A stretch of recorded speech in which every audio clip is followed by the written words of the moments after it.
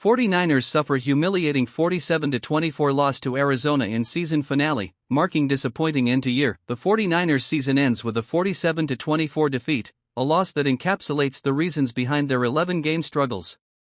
A depleted defensive line allowed 21 points in the fourth quarter, while turnovers from the quarterback and a lack of takeaways from the defense compounded the issues.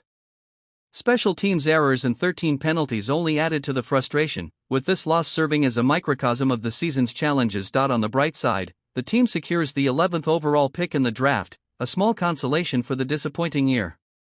Patrick Taylor Jr. set a career high with 109 yards on 17 carries, including a 29-yard run, and Ricky Pearsall led the team with 6 catches for 69 yards and a touchdown. For the season, I finished with an 11-6 record in my game predictions.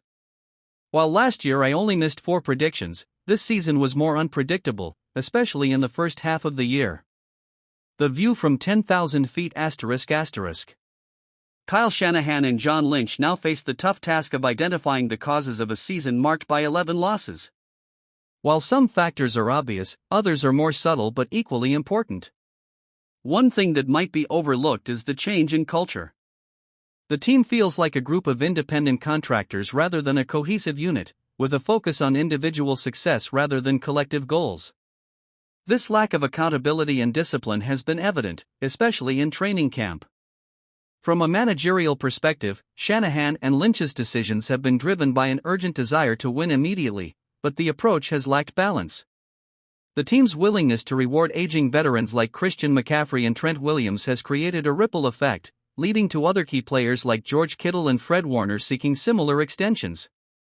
This focus on aging stars has also led to Shanahan and Lynch doubling down on fragile players, raising concerns about the long-term sustainability of their strategy. In addition, the 49ers' recent drafts have been criticized by analysts as some of the weakest in the league. While they did recover somewhat in 2024, the damage was already done, especially in terms of depth. The team's inability to execute the wide 9 defense due to a lack of defensive line talent taken in the draft and failed free agent signings highlights the consequences of this approach. All of these issues point to a lack of organizational learning. Bill Walsh laid down principles that guided the team's success, such as not paying for past performance and being willing to move on from players a year too early rather than too late. Unfortunately, Shanahan and Lynch have largely ignored these principles, making decisions that have hurt the team. While Walsh certainly made mistakes, his approach generally yielded better results. As Shanahan and Lynch dig into the root causes of the team's struggles, it's clear that some of the answers can be found in the mirror. The decisions made in the coming months regarding free agency, the draft, and overall team management will shape the future of the 49ers for years to come. Thank you for your support this season, and I look forward to discussing the road ahead for the team.